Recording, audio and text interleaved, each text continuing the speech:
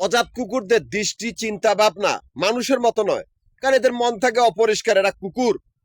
এই অজাত কুত্তার বাচ্চাগুলা কুকুরদের বা পাগলা কুকুরদের অন্তর্ভুক্ত জাতি। এরা নর্দমার কিরামাকড়, এরা বেয়াদব, এরা শক্তের বক্ত নরমের জম, যাদের চোখে মানুষ বাজে না।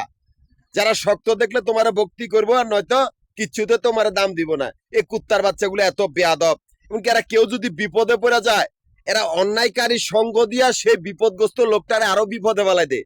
এই অজাত কুত্তার বাচ্চাগুলো আমারে দেখছে রাস্তাঘাটে, আমি অসুস্থ অবস্থায় এতগুলো অজাত পাগলা কুকুরের সাথে পাগলামি করছি। এই কুত্তার বাচ্চাগুলো একটা পালাইয়া বাঁচতে পারবে না। এরা চোখের সম্মুখে মৃত্যু দেখবে, কোনো দিকে পালাতে পারবে না, এমনকি এরা ভীতু হয়ে মরবে। সারা পৃথিবী যে কোনো সময়ের ভিতরে লন্ডভন্ড হবে, বা সারা পৃথিবীর সমস্ত শহরগুলো ধ্বংসস্তূপের নগরীতে পরিণত হবে। এই পৃথিবীতে একমাত্র ভালো মানুষে বাঁচতে পারবে, যে মানুষগুলো স্বাধীন। আমি একটা কোম্পানির সমস্ত সম্পত্তির মালিক, এমনকি সেই কোম্পানির সমস্ত বাড়িঘরের মালিক, এমনকি সেই কোম্পানির 3টা অফিস, মিরপুর, নবাবপুর, মতিঝিল, এই 3টা জায়গার ভিতরে অজাত কুকুরের বাচ্চাগুলা এমন একটা পরিস্থিতি করতেছে যে আমি সেই জায়গাতে যেন না যাই। এরা মাফিয়া গ্রুপের অন্তর্ভুক্ত, গোলামি করে কুত্তার বাচ্চাগুলো। এরা একটা কোনো দিকে পালায় বাঁচতে পারবে না।